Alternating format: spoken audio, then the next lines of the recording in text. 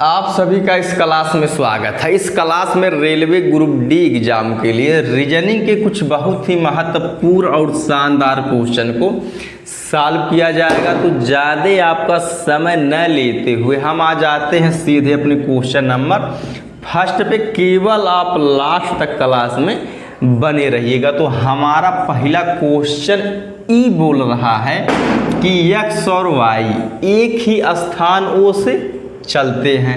X उत्तर की ओर और Y दक्षिण की ओर प्रत्येक 5 किलोमीटर दूरी चलते हैं। फिर दोनों पूर्व की ओर मुड़कर 2 किलोमीटर चलते हैं। तो एक्स वाई से कितना दूर है? पहली बात तो यह है, ये जो क्वेश्चन लिया गया है डायरेक्शन टेस्ट या भैया दिशा परीक्षण, तो कहने का मतलब है दिशा परीक्षण, यानी कि अब पहले हम जान लेते हैं दिशाओं के बारे में। अर्थात टोटल भैया 4 दिशा होती हैं, आपको भी पता और हमको भी पता है।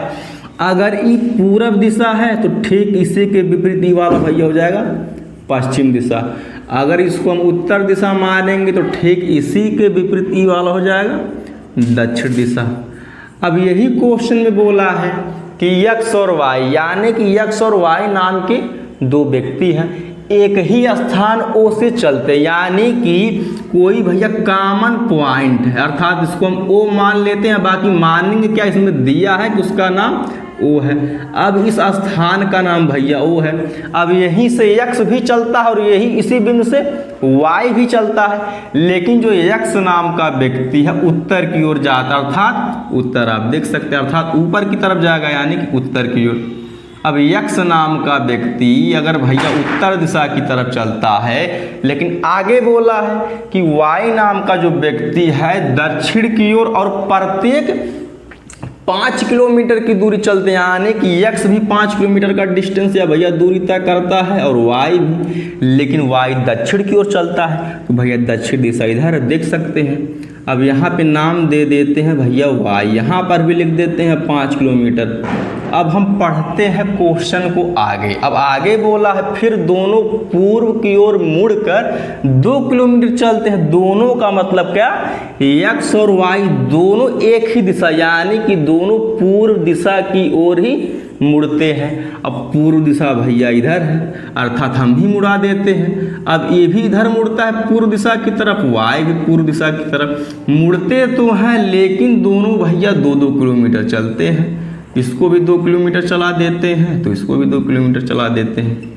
अब आगे क्वेश्चन में ही बोला कि तो एक्स वाई से कितनी दूर है।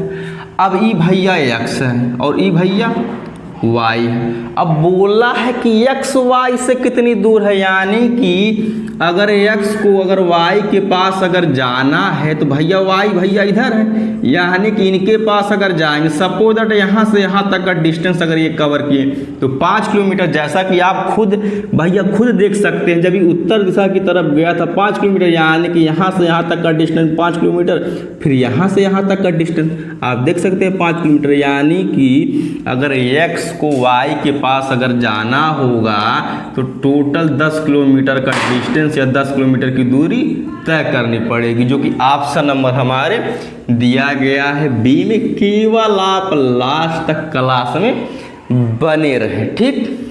अब हम आ जाते हैं अपने नेक्स्ट क्वेश्चन पे। तो जो हमारा नेक्स्ट क्वेश्चन दिया गया है, एक्स का प्रतिस्थापित चुनिए। अब एक बात, जैसे कि यहाँ पे जो एक्स दिया गया है या एक्स लिखा गया है, अब इसी के स्थान पर कौन सी संख्या आएगी हमको यही बताना है।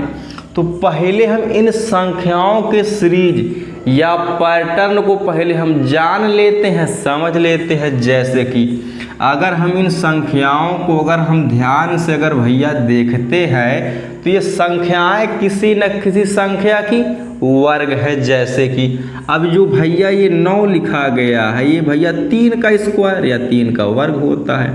अब उसी प्रकार से 25 5 का वर्ग होता है। अब उसी प्रकार से जो 49 लिखा गया है ये भी 7 का वर्ग होता है। अब उसी प्रकार से जो 121 लिखा गया है भैया 11 का वर्ग होता, अर्थात 11 गुणे 11 करेंगे तो 121 आएगा।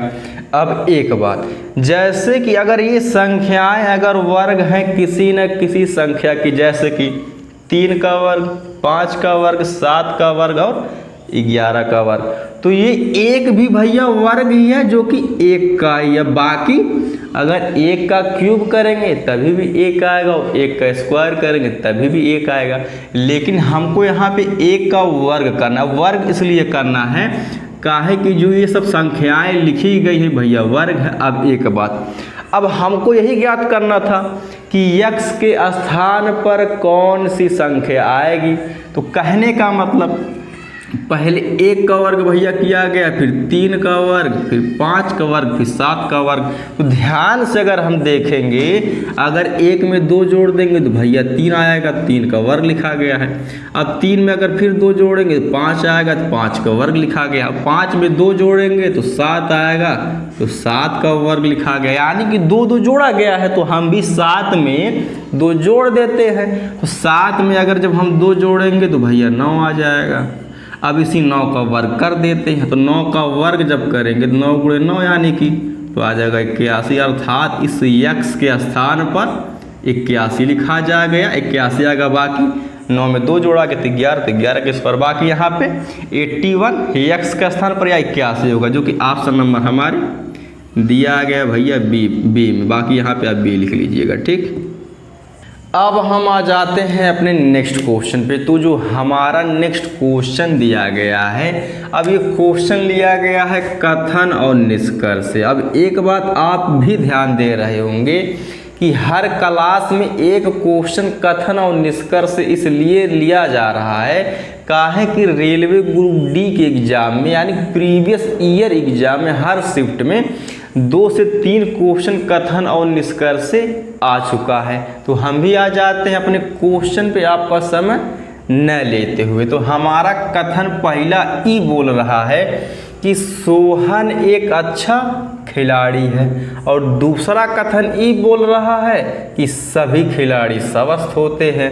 अब इसी कथन के अनुसार कौन सा निष्कर्ष निकलेगा हमको यही बताना है। तो एक बात, अब हम आ जाते हैं निष्कर्ष पे। तो पहला निष्कर्ष ई बोल रहा है कि सभी स्वस्थ व्यक्ति खिलाड़ी होते हैं। तो पहला वाला सही नहीं होगा।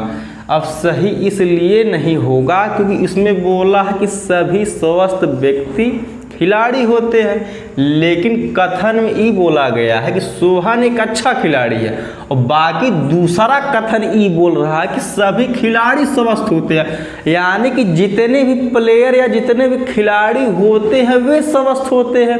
अब निष्कर्ष में लेकिन यहाँ पे इसका अपोजिट बोला, यानी कि सभी स्वस्थ व्यक्ति खिलाड़ी होते हैं। तो इस कथन के अनुसार हमारा निष्कर्ष ही हो जाएगा गलत। अब दूसरे निष्कर्ष पे आ जाते हैं, सोहन स्वस्थ है, तो भैया 100% सत्य होगा। सत्य इसलिए होगा काहे कि यही बोला गया था कि सोहन एक अच्छा खिलाड़ी है। अब दूसरे वाले कथन में ही बोला गया है कि सभी खिलाड़ी स्वस्थ होते हैं। अब एक बात, जैसे कि जब सभी खिलाड़ी स्वस्थ होते हैं और सोहन भी एक खिलाड़ी है, यानी कि सोहन भी स्वस्थ होगा। अर्थात कहने का मतलब यह है कि इस कथन के अनुसार दूसरा निष्कर्ष हमारा सही हो जाएगा, केवल दूसरा ही केवल सत्य होगा, ठीक। तो इस क्लास का लास्ट क्वेश्चन है, आपसे एक रिक्वेस्ट है कम से कम क्लास को लाइक शेयर एंड सब्सक्राइब करते रहे, और बाकी कमेंट करके बताइएगा क्लास कैसे लगी। धन्यवाद।